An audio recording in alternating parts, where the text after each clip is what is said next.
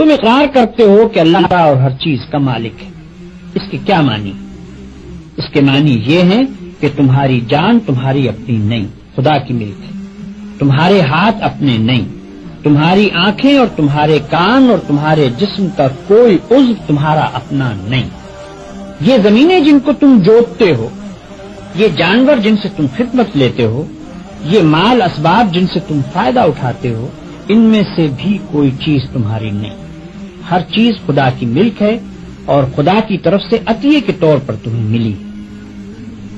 اس بات کا اقرار کرنے کے بعد تمہیں یہ کہنے کا کیا حق ہے کہ جان میری ہے، جسم میرا ہے، مال میرا ہے اور فلاں چیز میری ہے. دوسرے کو مالک کہنا اور پھر اس کی چیز کو اپنی قرار دینا بالکل ایک لغو بات ہے.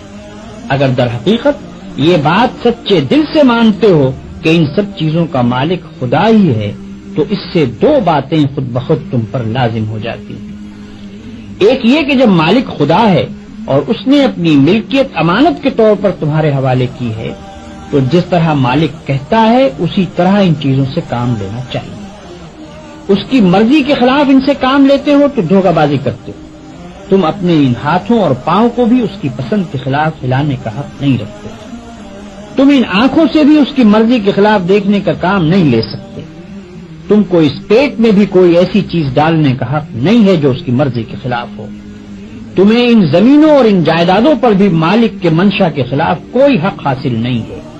تمہاری بیویاں جن کو تم اپنی کہتے ہو اور تمہاری اولاد جن کو تم اپنی کہتے ہو، یہ بھی صرف اس لیے تمہاری ہیں کہ تمہارے مالک کی دی ہوئی ہے. لہذا تم کو ان سے بھی اپنی خواہش کے مطابق نہیں بلکہ مالک کے حکم کے مطابق ہی برتاؤ کرنا چاہیے.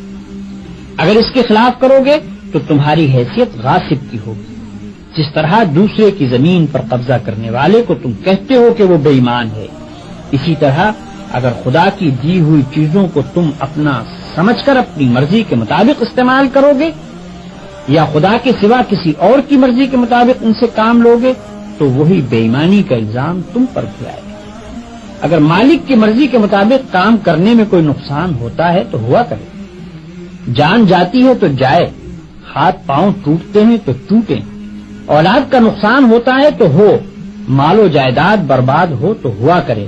تمہیں کیوں غم ہو؟ جس کی چیز ہے وہی اگر نقصان پسند کرتا ہو تو اس کو حق ہے